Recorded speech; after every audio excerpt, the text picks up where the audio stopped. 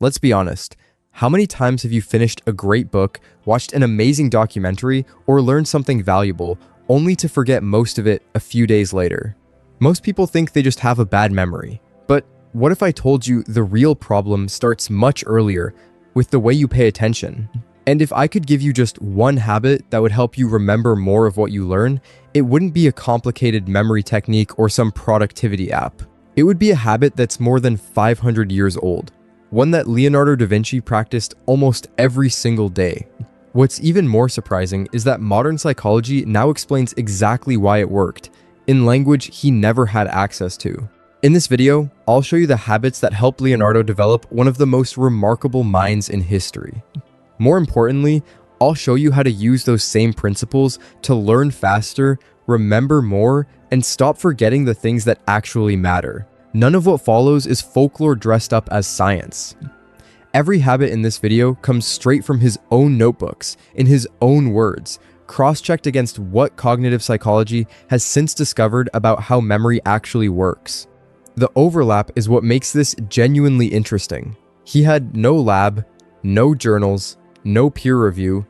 He simply paid close enough attention to his own mind that he stumbled onto conclusions researchers wouldn't formally prove for another 500 years. Historians who've gone through his surviving notebooks, nearly 2,500 drawings, thousands of pages, keep running into the same puzzle.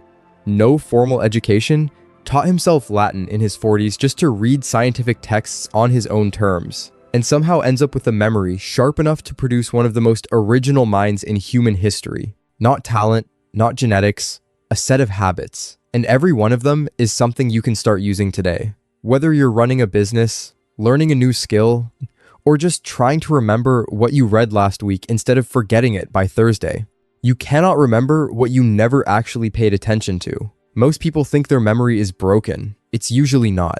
The failure happens earlier, in the 2 seconds where you glance at something and your brain quietly decides it's not worth keeping. By the time you'd call it a memory problem, the information was already gone, hours before you ever tried to recall it. Leonardo had a word for the opposite of that glance. Saper vedere, knowing how to see. He split people into 3 types. Those who see for themselves, those who only see once someone points it out, and those who never see anything at all. Most people spend their entire lives in that third category without ever noticing it. He'd stop in the street just to study the proportions of a building.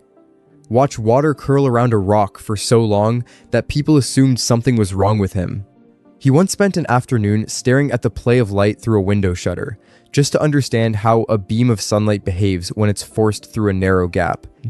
People who've studied his notebooks say he could get genuinely irritated on a day he felt he hadn't learned anything new.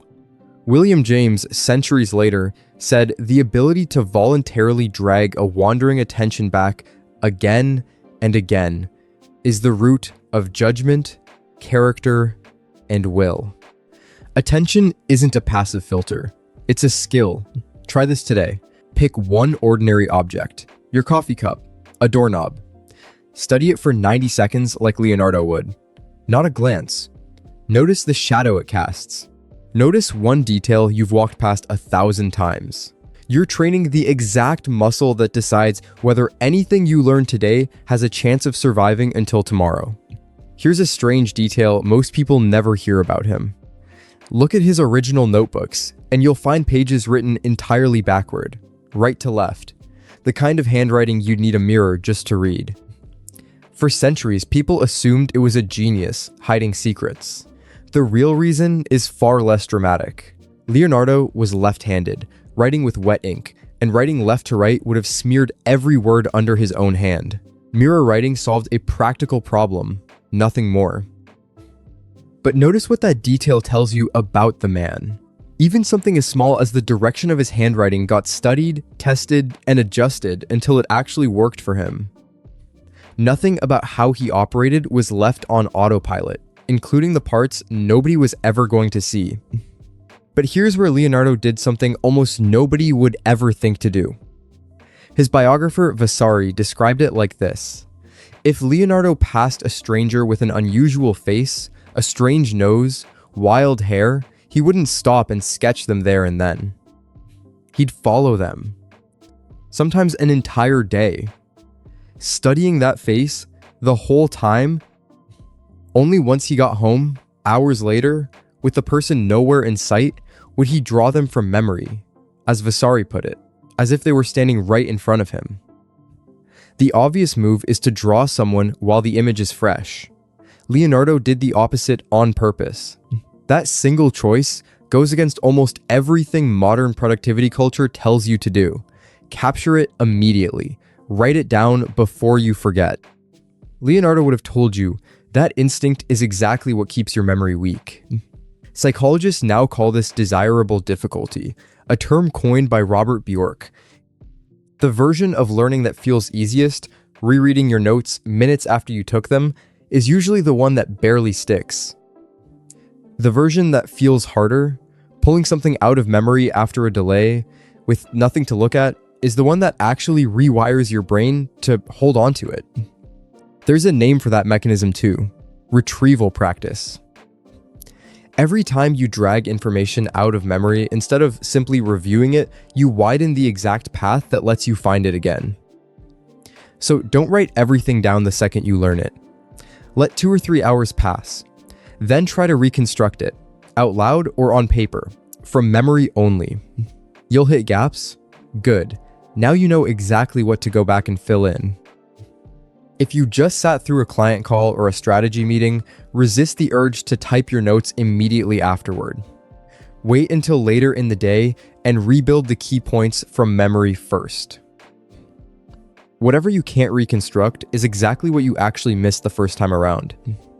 And this next habit completely contradicts the way most people take notes today. Leonardo carried a small notebook specifically for cataloging faces, noses of 11 distinct types in his own words, certain shapes of mouth. If he spotted a rare feature on the street, he'd jot a quick mark, enough to reconstruct the whole face back home. It wasn't a full description. Sometimes just a word, or a single line sketched in a hurry, meant only for himself. That notebook wasn't replacing his memory. It was a trigger, a tiny hook that could pull an entire memory back out of storage. Researchers call this cued recall, and it's the same reason a smell can suddenly hand you back an entire afternoon from 15 years ago, or 3 words of a song unlock every lyric that follows. Keep one small notebook, physical or digital, doesn't matter. When you learn something worth keeping, write down a single trigger word, not the whole idea. Just enough to yank the memory back later. Now look at the words in those notebooks, not just the drawings. Page after page starts the same way. Why does the woodpecker's tongue work that way? Why is the sky blue? He wasn't recording answers. He was recording questions he couldn't answer yet and leaving them sitting right there, sometimes for years, until an answer finally arrived from a completely different direction. Most people do the opposite. They collect answers and call it learning. A fact from an article, a statistic from a podcast, filed away and forgotten by the following week, because nothing about receiving it ever demanded anything from their brain. That's the generation effect at work. A question you're chasing gets encoded completely differently than a fact you were simply told. It creates an open loop. Your brain keeps quietly circling back to... Have you ever noticed how an unanswered question from days ago can suddenly resolve itself in the shower or on a walk with no warning at all? That's not luck. That's your brain still working the loop in the background. Richard Feynman built a similar test centuries later. You don't actually understand something until you can explain it in plain language, simple enough for a child to follow. Wherever you get stuck, that's not a small gap. That's everything you don't understand yet, hiding behind words that sounded like knowledge. Next time you learn something, write down one question you genuinely can't answer. Then explain the part you think you understand, out loud, in the simplest words you have. Wherever you stumble, that's the most useful sentence you'll produce all day. If you run a business, try this on your own pitch. Explain what your company does in one plain sentence a 10-year-old could repeat back to you. If you can't, you don't have a messaging problem. You have an understanding problem. Open almost any page of Leonardo's notebooks, and something shouldn't logically be next to something else. A study of the heart valve beside a sketch of river current. Bird wings a few pages from mechanical flight designs. He noticed an idea from one field would frequently unlock an insight in a completely unrelated one. He even sketched the branching of tree limbs next to the branching of blood vessels, noticing both seemed to follow a similar rule. Botanists still reference a version of that observation today. He wasn't a botanist. He simply refused to keep subjects in separate boxes. Seneca described almost the same idea. In a letter about reading widely without becoming scattered, a bee doesn't collect nectar from one flower and stay unchanged. It gathers from many sources, then transforms all of it into something entirely its own. In psychology, this is elaborative encoding. A fact sitting alone in your head is fragile. A fact connected to three unrelated ideas becomes nearly impossible to lose, because there are now several doors leading back into the same room. It's also, quietly, where most genuinely original business ideas come from. Almost nobody invents something from nothing. Most people just notice that an idea from one industry hasn't been tried in another one yet. Next time you learn something new, ask one question before moving on. What does this remind me of? Somewhere completely unrelated. Marketing connects to psychology. Negotiation connects to game theory, or the way two kids argue over a toy. The connection doesn't need to be perfect. It just needs to exist. Here's a fact that puts a number on all of this. One single notebook of Leonardo's, just 72 pages, mostly about water, astronomy, and the movement of light, sold at auction in 1994 for over $30 million. The buyer was Bill Gates. Not a museum, not a government. One of the wealthiest entrepreneurs alive decided that 72 pages of one man's curiosity, connected across completely unrelated fields, were worth more than almost anything else money could buy that year. That's not nostalgia. That's someone recognizing exactly what this kind of thinking is actually worth. All of that leads to the habit Leonardo himself specifically wrote down, and it's the one almost nobody would guess. He wrote that he found real value, lying in bed in the dark, retracing the outlines of forms he'd studied that day, especially the ones hardest to hold on to. Doing this, in his words, confirmed them and treasured them up in memory. One of the most original minds in history, lying in a dark room every night, replaying the hardest thing he'd studied, entirely from memory, nothing to look at. This lines up with what neuroscience has only recently discovered about sleep. Your brain doesn't shut off, particularly in the earliest hours of sleep. It sorts through the day, replaying patterns of neural activity tied to what it flagged as important, gradually shifting them from short-term storage into long-term structure. Researchers call this memory consolidation. And whatever sits at the front of your mind right before you fall asleep seems to shape what gets replayed overnight. Which means scrolling your phone before bed isn't a neutral choice. That's what your brain reinforces overnight, not the thing you actually wanted to learn. Leonardo had no brain scan. He just noticed it worked and wrote it down so it wouldn't be lost. None of it works without one ingredient underneath. He wrote that studying without desire spoils the memory and holds on to nothing it takes in, comparing it to eating something you have no appetite for. Interest isn't a bonus. It's the entry fee.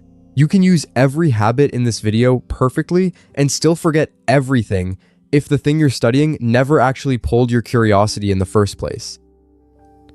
That's worth sitting with for a second, because it means the fix for a lot of forgetting isn't a better technique at all. It's choosing to learn things you're actually pulled toward instead of things you think you're supposed to care about. Tonight, no phone before bed. 2 or 3 minutes in the dark, mentally walking back through the hardest thing you learned today, not the easy part. The part that made you think. If you get stuck somewhere, that's exactly where tomorrow starts. Here's what Leonardo actually did. He trained his attention. He delayed his recall instead of rushing it. He built small external cues instead of hoarding everything in his head. He chased his own questions instead of collecting answers. He connected ideas that had no business being connected. And he replayed the hardest material every night in the dark before sleep. That's it. 6 habits. None of them required a university, and none of them required a different brain than the one you already have. Pick one tonight. Not all 6. One. The person who tries to change everything usually changes nothing by next week. The person who sticks with a single habit for a few weeks starts looking from the outside like someone with a completely different mind. Picture a normal Tuesday. You sit through a 2-hour training session at work. Old habit. Type notes the whole time, close the laptop, never think about it again. New habit. Put the laptop away, actually watch, actually listen. Hours later, before you go to sleep, you rebuild the 2 or 3 ideas that mattered most, entirely from memory, in the dark. That's it. That's the entire system. No app, no course, just a different relationship with your own attention applied on repeat week after week until it stops feeling like an effort and starts feeling like who you are. Marcus Aurelius wrote, privately, never expecting anyone to read it, that a person's life is what their thoughts make of it. He wasn't talking about memory. It fits anyway. What you let your mind dwell on, repeatedly, over years, is quietly building the mind you'll have a decade from now. Leonardo didn't have a better brain than you. He had a better relationship with the one he was given. And that, more than talent, more than anything he was simply born with, is what separated a man with no formal schooling from one of the most remarkable minds our species has ever produced. 500 years later, the habits are still sitting right there in his own handwriting, waiting for someone to actually use them. Remember those 3 types of people he described at the start? Those who see for themselves, those who only see once someone points it out, and those who never see anything at all. You just spent the last few minutes being shown exactly what he saw. What you do with it next decides which of the 3 you actually are.